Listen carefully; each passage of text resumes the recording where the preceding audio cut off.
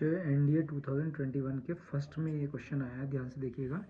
First paper में consider क्या consider करना है, the expansion of 1 + x to the power n के एक्सपेंशन को कंसीडर करते हुए, और वो कहता है कि let P Q R and S, यानी कि P Q R S, ये हमें P Q R S दिया है, बी द कोफिशिएंट्स। ये P Q R S जो हैं P Q R and S, ये जो P Q R S है ये कोफिशिएंट्स है किसके, ऑफ फर्स्ट टर्म का, सेकेंड टर्म का, nth टर्म का एंड n+1th टर्म का कोफिशिएंट है, ठीक है, respectively.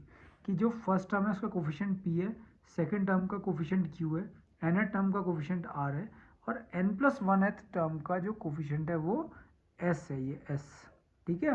What is the PS + QR equal to, किसके इक्वल होगा PS + QR, 1 + 2n के, 1 + 2n² के, 1 + n² के, 1 + 4n के। तो बहुत ईजी क्वेश्चन है।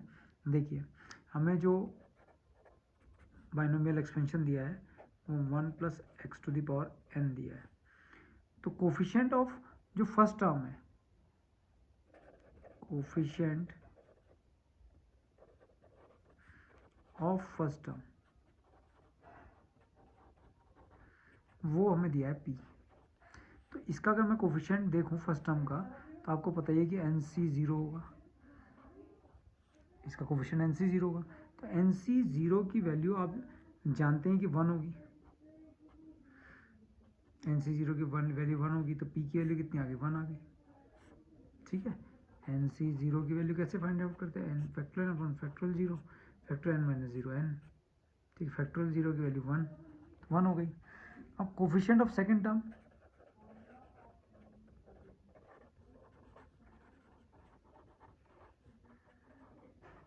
जो है वो Q है, तो सेकेंड टर्म इसकी क्या होगी, NC1, तो NC1 के लिए Q हो गई, तो n = Q हो गया। अब मैं शॉर्ट में लिख देता हूँ, coefficient of third term, first second and nth term, coefficient of nth term, जो ये हो गया PQ और ये हो गया R, coefficient of nth term R होगी।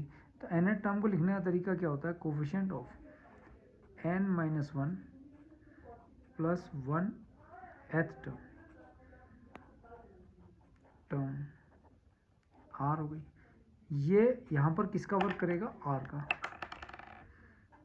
R + 1, तो R के लिए हो गई, तो NCn - 1 = R, NCn - 1, इसको फैक्टर, इसको सॉल्व करा, factor L n upon factor n - 1 into factorial n minus, इस n - 1 को सब्ट्रैक्ट कर रहा हूँ, तो n - n + 1, तो ये R हो गया।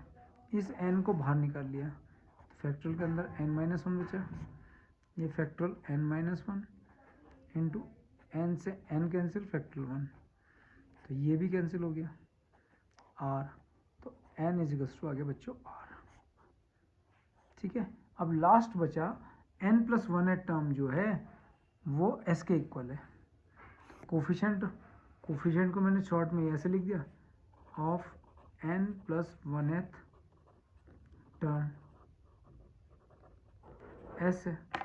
अब यहाँ R का वर्क कौन करेगा, n, तो इसका फॉर्मूला हो गया NCn = S, तो NCn की वैल्यू आप जानते हैं 1 होती है, तो 1 = S आ गया, ठीक है। अब हमें फाइंड आउट क्या करना है, फाइंड आउट करना है हमें PS + QR की वैल्यू, तो PS + QR, तो P की वैल्यू बच्चों आप देखेंगे कि जो P की वैल्यू हमने फाइंड आउट करी थी, तो P की वैल्यू 1 थी,